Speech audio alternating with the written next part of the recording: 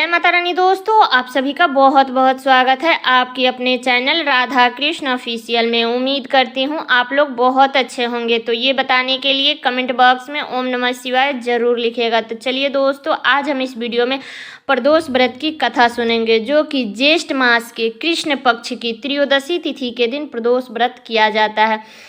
तो ये जो शुभ तिथि अब की बार हमें 4 जून को प्राप्त हो रहा है। दिन है मंगलवार। तो मंगलवार के दिन पड़ने के कारण ये भौम प्रदोष व्रत है। तो हर माह में 2 प्रदोष व्रत आता है, एक कृष्ण पक्ष में और एक शुक्ल पक्ष में, और दोनों ही प्रदोष व्रत का अपना अपना महत्व होता है। तो भौम प्रदोष व्रत की कथा सुनने से या कहने से बड़ा ही पुण्यदायी माना जाता है। और इस दिन कथा पूजा करने के बाद कथा सुनने से हमारी पूजा पूरी होती है और भगवान शिव का आशीर्वाद प्राप्त होता है।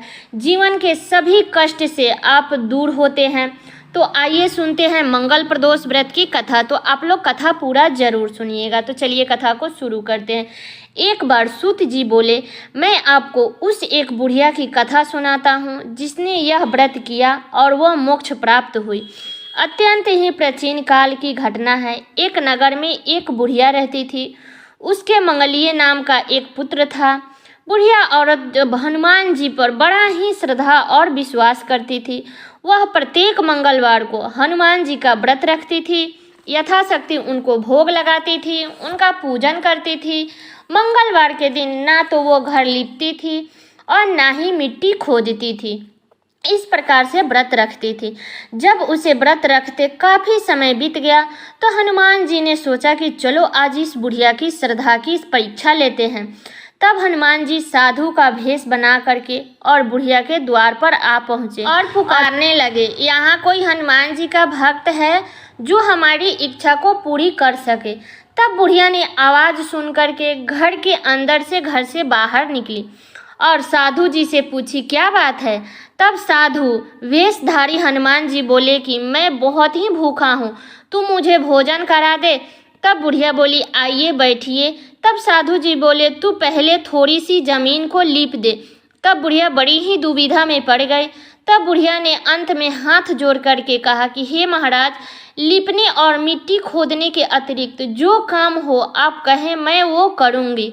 मैं वो सब करने के लिए तैयार हूँ, क्योंकि मंगलवार के दिन ना ही मैं घर को लीपती हूँ और ना ही मिट्टी खोदती हूँ।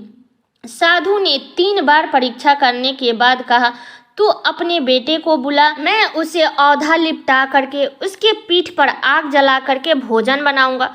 बुढ़िया सुनी तो उसके पैर तले जमीन ही खिसक गई। मगर बुढ़िया वचन हार चुकी थी। उसने अपने पुत्र मगलिया को पुकारा और साधु के हवाले कर दिया। मगर साधु ऐसे ही मानने वालों में से नहीं थे। उन्होंने बुढ़िया के हाथ से ही मगलिया को औधा लिपटा करके उसके पीठ पर आग जला करके दुखी मन से बुढ़िया ने अपने घर के अंदर चली गई।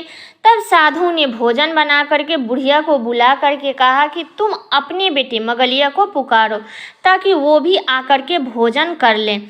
तब बुढ़िया ने आंख में आंसू भर करके कहने लगी कि आप उसका नाम लेकर के मेरे हृदय को और दुख ना पहुंचाए। लेकिन साधु महाराज नहीं माने और बुढ़िया को भोजन के लिए मगलिया को पुकारना पड़ा। पुकारने में देरी हुई, लेकिन मगलिया बाहर से हंसते हुए घर में दौड़ा आया। मगलिया को जीता देख करके बुढ़िया को बड़ा आश्चर्य हुआ। तब बुढ़िया ने साधु महाराज का पैर पकड़ लिया और उनके पैर में गिर पड़ी। तब साधु महाराज ने बुढ़िया को अपने असली रूप में दर्शन दिए। तब बुढ़िया हनुमान जी को अपने आंगन में देख करके बुढ़िया को लगा कि उसका जीवन सफल हो गया। तब हनुमान जी ने बुढ़िया को भक्ति का आशीर्वाद दिया और अंतर्धन हो गए। तो ये थी मंगल प्रदोष व्रत की कथा। तो हे बजरंगबली, जैसे आपने बुढ़िया पर कृपा की, वैसे ही जो भी इस कथा को सुन रहा है, जो इस कथा में हुंकार भर रहा है और जो इस कथा को कह रहा है, सभी पर अपना कृपा दृष्टि बना करके रखिएगा, सभी को अच्छे से रखिएगा। तो ये कथा मेरा यहीं तक का था। कैसा लगा ये कथा आप लोग कमेंट करके ज़रूर बताइएगा। चैनल पर नए आए हैं तो सब्सक्राइब कर लीजिए, बेल आइकन को प्रेस कर दीजिए, जिससे मेरे वीडियो का नए नोटिफिकेशन आप सभी के पास में सबसे पहले पहुंचे। और वीडियो को लाइक कर दीजिएगा, क्योंकि आपके एक लाइक से मुझे बहुत ही मोटिवेट मिलता है। तो वीडियो को लाइक कर दीजिएगा और वीडियो को शेयर कर दीजिएगा, ताकि हर किसी को भौम प्रदोष व्रत की कथा को सुन सके और उनका भी व्रत पूरा हो सके। तो चलिए दोस्तों, मिलती हूँ किसी और वीडियो में किसी नए वीडियो के साथ में। तब तक के लिए नमस्कार।